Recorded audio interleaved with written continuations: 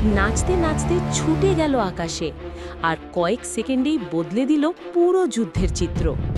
এই হেলিকপ্টারটাই হচ্ছে UH-60 black হক। কিন্তু প্রশ্ন হলো, বাংলাদেশে এলে এটা আমাদের জন্য কতটা গেম চেঞ্জার হবে? আসসালামু আলাইকুম, আপনি দেখছেন ব্যাটল ইনসাইট বিডি। আজকের ভিডিওতে জানব ব্ল্যাক হক হেলিকপ্টার আসলে কি করতে পারে, আর বাংলাদেশে এলে এর প্রভাব কি হবে। ব্ল্যাক হক কি?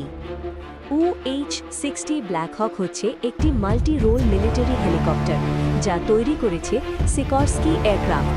এটি troop transport, rescue mission, supply delivery সব কিছুতেই ব্যবহার হয়। একসাথে 11 থেকে 14 জন সৈন্য বহন করতে পারে। স্পিড প্রায় 280 কিলোমিটার/আওয়ারের কাছাকাছি। এই হেলিকপ্টারটা সবচেয়ে বেশি বিখ্যাত রিয়েল কমব্যাট মিশনসের জন্য। যুদ্ধক্ষেত্রে এর কাজ। ব্ল্যাক হক শুধু যাত্রী বহন করে না, স্পেশাল ফোর্সেস নামানো, যুদ্ধক্ষেত্র থেকে আহত সৈন্য উদ্ধার, অস্ত্র ও লজিস্টিক সাপোর্ট, এমনকি দরকার হলে মেশিন গান লাগিয়ে সরাসরি ফায়ার সাপোর্টও দিতে পারে।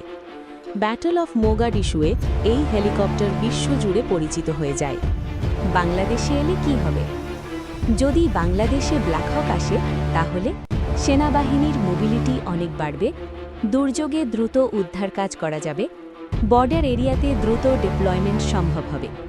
বাংলাদেশের মতো দেশ, যেখানে নদী আর দুর্গম এলাকা বেশি, এই হেলিকপ্টারটা হতে পারে হিউজ অ্যাডভান্টেজ।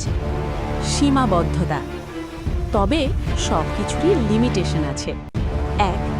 এটি অ্যাটাক হেলিকপ্টার না, যেমন গানশিপ। 2. দাম ও মেনটেনেন্স খরচ অনেক বেশি। 3. অ্যাডভান্সড ট্রেনিং দরকার।